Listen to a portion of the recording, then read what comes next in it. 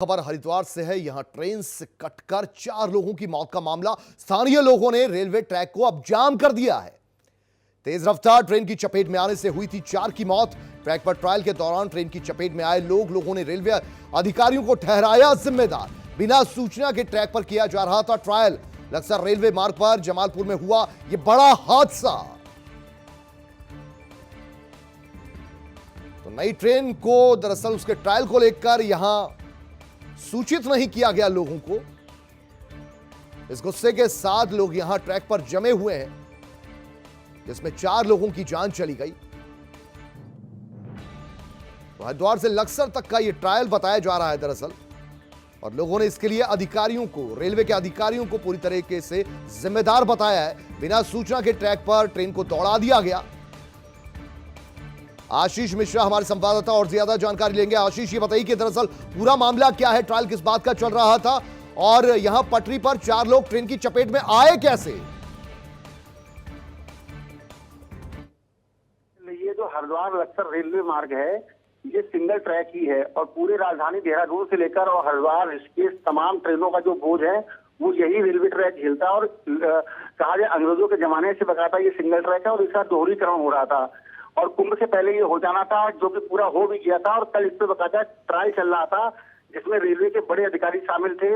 और बताया जा रहा है कि जब ये ट्रायल चल रहा था तो तब कल शाम करीब 6:30 बजे जब ट्रैक पर चूंकि 4 लोग यहाँ टहल रहे थे, तभी अचानक जो ट्रेन है, जो ट्रायल ट्रेन थी जिसमें रेलवे के आला अधिकारी सवार थे और उस रूट का बकायदा जायजा ले रहे थे, तभी उस 120 स्पीड की ट्रेन जो थी उसकी चपेट में 4 लोग आ गए। 4 लोग यहीं के जमालपुर के रहने वाले हैं और 4 की मौके पर ही मौत हो गई, क्योंकि 120 की स्पीड थी ट्रेन की। उसके बाद चूंकि जो स्थानीय विधायक हैं स्वामी यतीश्वरानंद भाजपा के और भाजपा के एक और विधायक आदित्य चौहान मौके पर पहुंच गए हैं और बकायदा जो हरिद्वार लक्सर रेलवे ट्रैक है इसको इस पर बैठ गए हैं धरने पर। उनकी साफ मांग है कि जो 4 हैं जो मृतक हैं उनको बकायदा मृतक जो आश्रित हैं उनको मुआवजा दिया जाए और इसके लिए जो भी जिम्मेदार रेलवे के अधिकारी हैं, क्योंकि रेलवे ने पहले से सूचना नहीं दी थी कि इस तरह का ट्रायल इस ट्रैक पर किया जाएगा, तो उनके खिलाफ भी कार्रवाई की मांग कर रहे हैं। फिलहाल मौके पर रेलवे के आला अधिकारी पहुंच गए हैं, जिला प्रशासन के भी अधिकारी पहुंच गए हैं। रेलवे ट्रैक को किसी तरह खुलवाया जा रहा है, इस वजह से कई ट्रेनें भी प्रभावित हो रही हैं।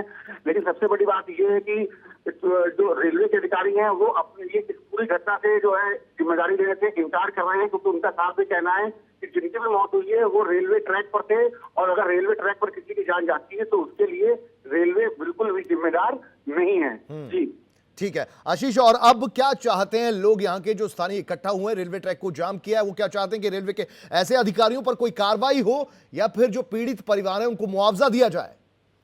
बिल्कुल नहीं, जो स्थानीय लोग हैं और जो विधायक हैं वो साफ ही चाहते हैं कि रेलवे के अधिकारियों पर कार्रवाई हो, जो पीड़ित है उनको मुआवजा तो मिले ही। इसके अलावा रेलवे ट्रैक के दोनों ओर कम से कम 6 फीट ऊंची दीवार बने या तारबाड़ लगाई जाए, जिससे क्योंकि काफी घना क्षेत्र है। अगर जमालपुर की बात करें, जगदीशपुर की बात करें या जो आसपास के जो एरिया है और ये रेलवे ट्रैक इन्हीं के बीच से होके जाते हैं। और सबसे बड़ी बात है कि जो रेलवे लाइन है ये राजधानी देहरादून को भी जोड़ती है पूरे देश के रेलवे नेटवर्क से। तो कहीं ना कहीं लोगों के साथ मांगे कि जो रेलवे की जो लाइन है उसके दोनों ओर तारबाड़ लगाई जाए, जिससे इस तरह के हादसे ना हो सके।